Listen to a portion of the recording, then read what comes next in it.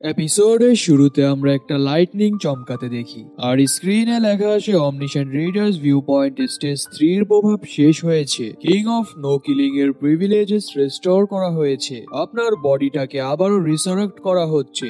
Resurrection begin. আমরা দেখি দগজার body আবারও রিজেনারেট হচ্ছে আর কিছু সময়ের মধ্যেই বডিটা পুরোপুরি রিজেনারেট হয়ে যায়। এরপর সে চোখ খুলে সিন শিফট হয়। আমরা দেখি দগজার ড্রাগনটার পিছনে রিসারেক্ট হয়েছে আর ভাবছে এখানকার ওয়েদারটা তো খুব হট। রিজারেক্ট হওয়ার পর আমার নিঃশ্বাস নিতে প্রবলেম হচ্ছে এখানে। এরপর হাত নাড়াচাড়া করে ভাবে যাক বডিটা ভালোভাবেই রিজারেক্ট হয়েছে আর এখন চুংমোরোতে জং হিউক আছে, এতে আমি স্বস্তি অনুভব করছি। জাস্ট 1 মিনিট আগে আমি ডেফিনেটলি জং হিউকের বডিটা ফিল করছিলাম, তার নড়াচড়া, লম্বা হাত আর সোয়ার্ডের বিউটিফুল স্ল্যাশ এফেক্টস। যদি সম্ভব হয় আমি কখনো এই এক্সপিরিয়েন্সটা আবারও ফেস করতে চাইবো না। স্ক্রিনে লেখা আসে অমনিশন রিডার ভিউ পয়েন্টের হাই লেভেলে এন্টার করার কারণে আপনার জন্য একটা রিওয়ার্ড প্রিপেয়ার করা হচ্ছে। অপর প্রান্তে দগজাকে দেখে তো হায়ুংসং অবাক হয়ে যায় আর হিউন চিৎকার করে দগজাকে ডাকে আর দগজা দৌড়তে দৌড়তে ভাবে কিং অফ নো কিলিং এই স্কিলের প্রিভিলেজেস এর কারণে একজন প্রায় ইমর্টালিটির কাছাকাছি চলে যায়। যদিও এটার অ্যাক্টিভেশনের কোনো শর্ত নেই, কিন্তু এটা অ্যাক্টিভেট করার জন্য কার্মা পয়েন্টস এর প্রয়োজন পড়ে। ভাগ্য ভালো যে ফার্স্ট রিজারেকশন ফ্রিতে দেওয়া হয়। এরপর থেকে প্রত্যেকবার রিজারেক্ট হওয়ার জন্য 100 কার্মা পয়েন্টস লাগে। ইউন আবার হায়ুংসং কে সামনে থাকা একটা প্ল্যাটফর্মে যেতে বলে যাতে সে দগজাকে গার্ড করতে পারে। স্ক্রিনে লেখা আসে ড্রাগন ইগনিল আবারও ফ্লেম অফ ডিস্ট্রাকশন ইউজ করছে। তখনই ওরা দুজন গিয়ে 2 স্পেস এর প্ল্যাটফর্মে পা রাখে। সাথে সাথেই শিল্ডটা অ্যাক্টিভেট হয়ে যায় আর ওরা ডিস্ট্রাকশন ফায়ার থেকে বেঁচে যায়। হায়ুংসং বলে, মিস্টার দগজা আপনি কি ঠিক আছেন? এক মুহূর্তের জন্য আমার মনে হচ্ছিল আমি চোখে ভুল দেখছি। দগজা বলে, তুমি তো দেখতেই পাচ্ছ যে আমি ঠিক আছি। বাদ দাও, এখন তুমি কি আমাকে পরিধান করার জন্য কিছু দিতে পারবে, লাইক আন্ডারওয়্যার? হায়ুংসং বলে, আমি সোলজার হতে পারি, কিন্তু আমি ওটা আনার কথা ভুলে গিয়েছিলাম। এটা বলেই ওর প্যান্টটা খুলতে নেয়। দগজা বলে, থাক, তোমার প্যান্ট খোলা লাগবে না। আর ভাবে এখন জামা কাপড়ের চেয়েও বেশি ইম্পর্টেন্ট হলো আমার star grade sword and flag. তখনই পিছন থেকে আওয়াজ আসে, মিস্টার দগজা, রিপ্রেজেন্টেটিভ স্যার। আমরা হিউন, মিনসব এন্ড সংকোককে দেখি আর হিউন তো কান্না মাখা চোখ নিয়ে দগজার দিকে দৌড়ে আসছিল, কিন্তু কিছু একটা দেখে তারা আজব রিয়াকশন দিয়ে থেমে যায়। আপনারা যেটা ভাবছেন ওটা দেখিনি। দগজা তো পিছনে ঘুরে বসেছিল ওদের আসতে দেখে, তাই হয়তো ওরা আজব রিয়াকশন দিছে, এমনি কিছু দেখেনি। স্ক্রিনে লেখা আসে কনস্টেলেশন অ্যাবাইসাল ফ্লেম ড্রাগন আপনার ব্ল্যাক ড্রাগনের দিকে তাকিয়ে আছে। হিউন ওর স্ট্রম্যাট খুলে দগজার গায়ে দেয় আর বলে, চিন্তা করবেন না, আমরা কিছুই দেখিনি। কিন্তু ওর মুখের রিয়াকশনটা তো অন্যরকমই ছিল। দগজা হিউনকে এটার জন্য থ্যাঙ্কস বলে। তখনই ড্রাগনটা আবারও গর্জে ওঠে আর তারা সবাই আবারও এদিক ওদিক ছুটতে থাকে। সংকক বলে, রিপ্রেজেন্টেটিভ স্যার, এখন আমরা কি করব? অ্যাটাক গুলো ডজ করে সামনে আগাতে থাকো। আইস পিলস পড়া দেখে ভাবে এখানে থাকা অ্যাপোস্টালসরা রাগ হয়ে গেছে, কিন্তু তাদের আইস পিলস গুলোর এখনো কিছুই হয়নি। দগজা আবার দৌড়তে দৌড়তে ড্রাগনটার পায়ের কাছে চলে যায়। ওখানে গিয়েই দগজা আগে ফ্ল্যাগটা হাতে নেয়। স্ক্রিনে লেখা আসে ফ্ল্যাগ রেস্টোর হয়েছে, আপনি এখন থেকে আবারও এটা ব্যবহার করতে পারবেন। দগজা চিৎকার করে বলে, সবাই একটা প্ল্যাটফর্ম খোঁজো। প্ল্যাটফর্ম গুলো আবারও রিফর্ম হচ্ছে।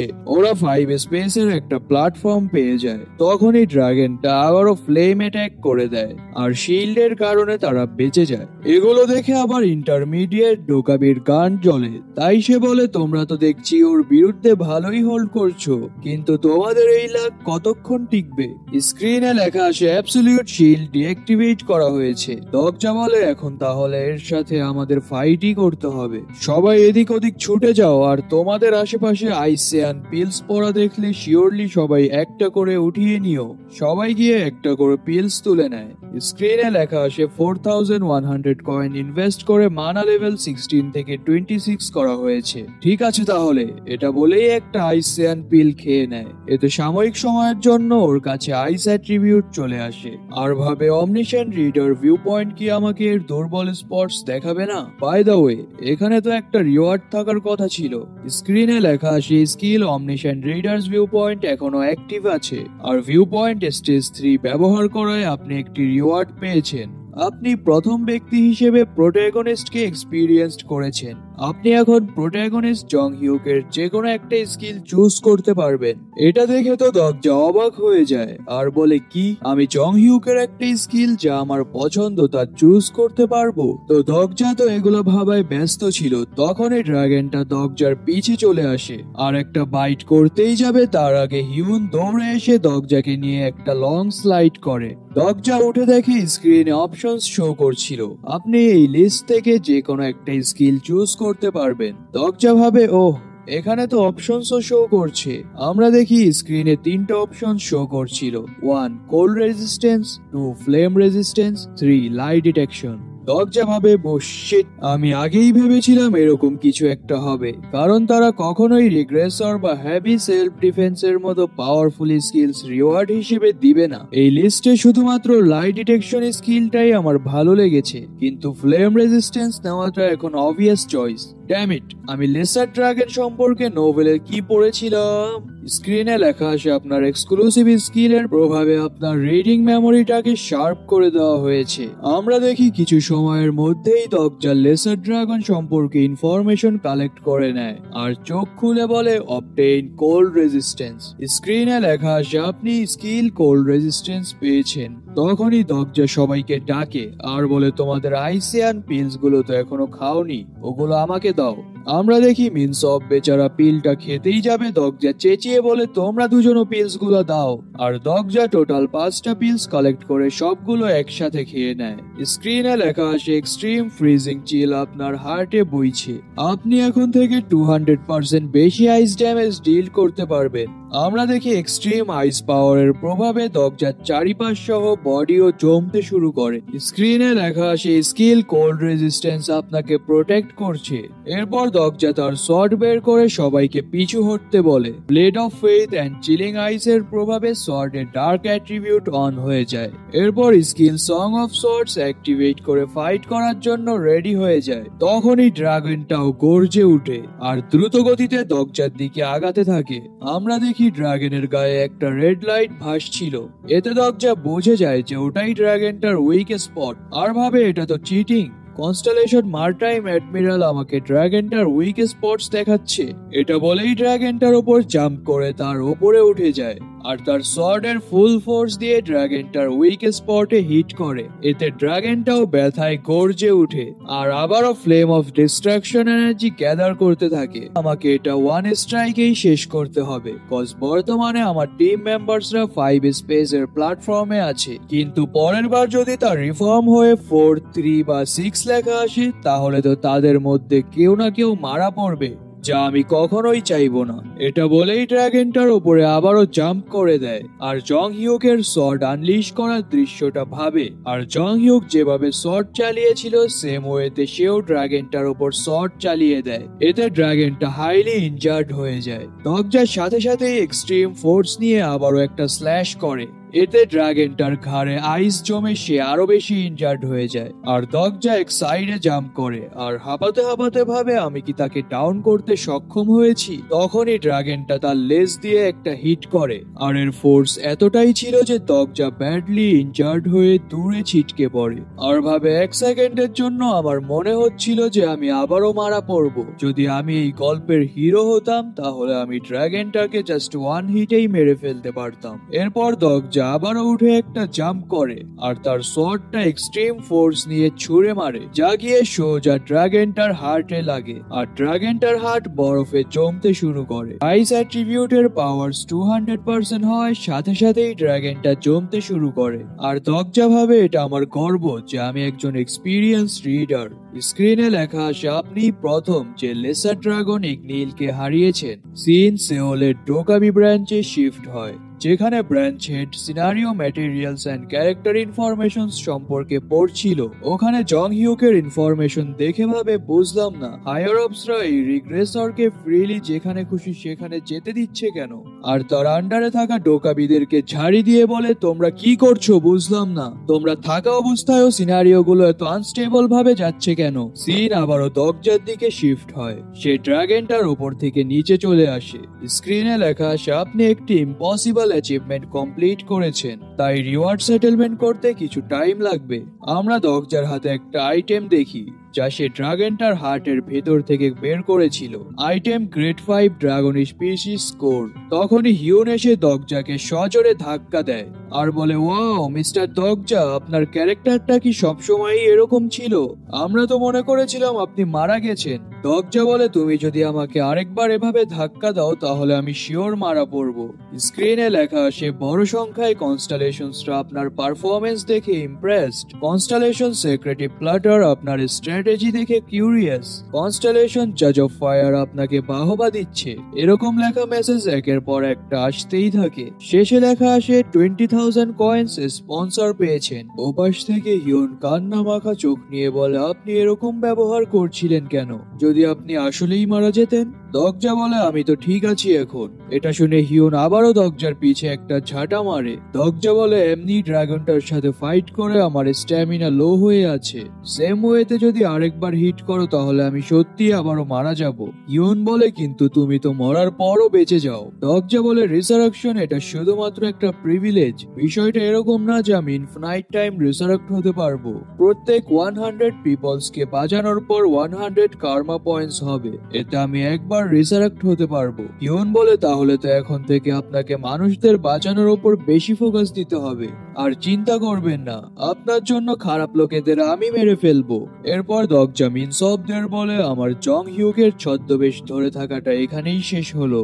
বাই দ্য ওয়ে সংকক, তোমার ফোনটা দাও তো আমাকে। সে বলে, আপনি না এইমাত্র বললেন যে জং হিউকের ছদ্মবেশ শেষ হয়েছে। দরজা বলে, এটা আমার আসল পার্সোনালিটি। এটা বলেই দরজা সংককের হাত থেকে তার ফোনটা নিয়ে নেয়। অসহায় সংকক ফোন হারা হয়ে কাঁদতে থাকে আর মিনসব তাকে সান্ত্বনা দিচ্ছিল, কাঁদিস না ভাই, ফোন আমারও গেছে তোরও গেছে। দরজা সংককের ফোনে তার ইমেইলটা লগ ইন করে ভাবে কি হবে যদি অন্য ফোনে নোভেলটা না আসে। হঠাৎ দরজা দেখে অটোমেটিক নোভেলটা ডাউনলোড হতে শুরু করেছে। পর মুহূর্তেই লেখা আসে, ways of survival text download complete. দরজা ভাবে, যেমনটা ভেবেছিলাম, এটা এমন একটা ফাইল যা কনস্টেলেশনস বা ডোকাবিরাও দেখতে পারে না। এটা এতটা সহজেও ডিলিট হবে না। ডোকাবি আবার কমিউনিকেশনের মাধ্যমে দরজাকে বলে, ওই আর কতবার তোমার অ্যাকশনস এর জন্য আমাকে বিউরোতে ডাকা হবে? দরজা বলে, কেন, কি হয়েছে? ডোকাবি বলে, কি হয়েছে কি হয়নি তা বলো। তোমার কাছে এগুলা কোন ধরনের স্কিলস আমি তো কিছুই বুঝতে পারছি না। বিউরোর হাই লেভেল ব্রাঞ্চ থেকে বারবার তোমার ক্যারেক্টার প্রোফাইল চাইছে আমার কাছে, কিন্তু আমি দিতে পারছি না। দরজা বলে, তো কি হয়েছে? এর জন্য কি আমাকে ডিসকোয়ালিফাইড করে দেওয়া হবে? ডোকাবি বলে, ভাগ্যক্রমে আমার ডিফেন্স কাজে লেগেছে। আমাকে এই ব্যাপারটা সেটেল করার জন্য দীর্ঘ সময় যাবত তাদের সাথে কথা বলতে হয়েছে, আর শেষ পর্যন্ত আমি এটা ডিক্লেয়ার করেছি যে তোমার কাছে খুবই কম স্কিলস আছে, যার লেভেলগুলোও খুব কম। দরজা ভাবে, আমি জানতাম এরকম কিছু একটা হবে, তাই আমার কাছে ভরপুর কয়েন্স থাকা সত্ত্বেও আমি অ্যাডভান্স লেভেলের প্যাসিভ স্কিলস বাই করিনি। ডোকাবি বলে, আসলে ওখানে একজন ছিল যে এর পরেও ভেজাল করতে চাইছিল, কিন্তু ওপর মহল থেকে এই ম্যাটার ক্লোজ করার অর্ডার এসেছিল, তাই তারা আমাকে কিছু না বলেই ছেড়ে দিয়েছে। যাই হোক, তুমি বরং ইন্টারমিডিয়েট ডোকাবির কাছ থেকে সাবধান থেকো, তোমার প্রতি তার একটা স্ট্রং হেড আছে। তখনই দরজার সামনে ইন্টারমিডিয়েট ডোকাবি অ্যাপিয়ার হয় আর বলে, রিওয়ার্ড সেটেলমেন্টে লেট হওয়াটা তোমার জন্য হতাশাজনক হলেও রিওয়ার্ডস গুলো এখন ট্রান্সফার করা হয়েছে। স্ক্রিনে লেখা আসে, হিডেন সিনারিও ক্লিয়ার করার কারণে আপনাদেরকে 3000 কয়েন্স রিওয়ার্ড দেওয়া হলো, আর আপনি প্রথম ব্যক্তি যে গ্রেড 5 লেসার ড্রাগনকে মেরেছেন, তাই আপনাকে 15,000 কয়েন্স পুরস্কার দেওয়া হলো। সাথে ইমাইনোতার্স তালিসমান পেয়েছেন। আপনি ফিউচারে ইমাইনোতার্স রেসে সবার থেকে সাপোর্ট পাবেন। দরজা ভাবে, ইমাইনোতার্স তালিসমান। যাই হোক, 5th সিনারিও স্টার্টিং এর জন্য এটা অতটা খারাপও হবে না। দেখে তো মনে হচ্ছে আমার পার্টি মেম্বার্সরাও ভালো পরিমাণের রিওয়ার্ডস পেয়েছে। ডোকাবি বলে, তোমাদের সবার হার্ড ওয়ার্ককে আমি ধন্যবাদ জানাচ্ছি, আর এই সিনারিওতে কিছু সমস্যা হয়েছে তা নিয়ে বিউরোতে ডিসকাশন করার পর আমরা এই সিদ্ধান্তে এসেছি যে ইনকার্টেশনসদের স্কিলস সিনারিওর ডিফিকাল্টির চেয়ে বেশি হয়ে গেছে, তাই আমরা অ্যানাউন্সমেন্টস করছি যে এরিয়ার ডিফিকাল্টিটা হাইলি ইনক্রিজ করা হবে। এটা বলেই একটা চুটকি বাজায় আর সবার সামনে স্ক্রিন ওপেন হয়। ওখানে লেখা ছিল 4th সিনারিও সময়সীমা 12 দিন থেকে 2 দিন করে দেওয়া হলো। ফোর্থ সিনারিও ক্লিয়ার করার জন্য আপনারা আর মাত্র 48 ঘন্টা সময় পাবেন। আর 48 আওয়ার্স এর মধ্যে যদি কোনো গ্রুপ তার টার্গেটেড স্টেশনকে দখল না করতে পারে তাহলে তার গ্রুপে থাকা সকল মেম্বার্স মারা পড়বে। সিন শিফট হয়, আমরা চুংমোরো স্টেশন দেখি যেখানে সবাই ইনচার্জ ছিল। তখনই কিছু একটা দেখে সাংহার চোখ জল করতে শুরু করে। সে দেখে সামনে থেকে দগজা আসছে। হিউন এসেই বলে, সাংহা এখানে এসব কি হয়েছে? আর মিনসব ও সংকুক তো কিছু একটা দেখে আটকে উঠে। তারা সামনে অ্যাপোস্টালসদের দেখে যাদের শরীর থেকে মাথা আলাদা হয়েছিল। মিনসব চিৎকার করে বলে, এরা তো অ্যাপোস্টালস। দগজা বলে, জং হিউক কোথায়? তখনই সামনে থেকে বাউন্স করতে করতে একটা মাথা এসে পড়ে যা ছিল অ্যাপোস্টালসদের লিডারের। দগজা এটা দেখে ভাবে, কি সে লিডারকে না মারা পর্যন্ত তার পিছু নিয়েছে আর শেষ পর্যন্ত তার চ্যাপ্টার ক্লোজ করে ফেলেছে, যেমনটা আশা করা যায় জং হিউক সম্পর্কে। তখনই অ্যাপোস্টাল তার কাটা মাথা দগজাকে বলে, তাহলে এটা তুমি ছিলে যে আমার সমস্ত প্ল্যানস গুলো ভেস্তে দিয়েছো। এটা দেখে তো ওখানে থাকা সবাই অবাক হয়ে যায় যে কাটা মাথা আবার কথা বলছে কিভাবে। দগজা ভাবছে এটা কিভাবে সম্ভব, তার বডি থেকে হেড আলাদা হওয়ার পরও সে কিভাবে কথা বলছে। তখনই দগজার একটা ফ্ল্যাশব্যাকের কথা মনে পড়ে যেখানে সে মিনসবকে জিজ্ঞাসা করেছিল যে তোমরা প্রফেটরা এত দ্রুত কিভাবে গ্রুপ আপ করে নিলে। মিনসব বলেছিল ওখানে কেউ একজন ছিল যে তাদেরকে একত্রিত করেছে। ফার্স্ট সিনারিও শেষ হওয়ার সাথে সাথেই ওই লোকটা আমাদের স্টেশনে আসে আর সে তাকে অ্যাপোস্টাল বলে আমাদের কাছে পরিচয় দেয়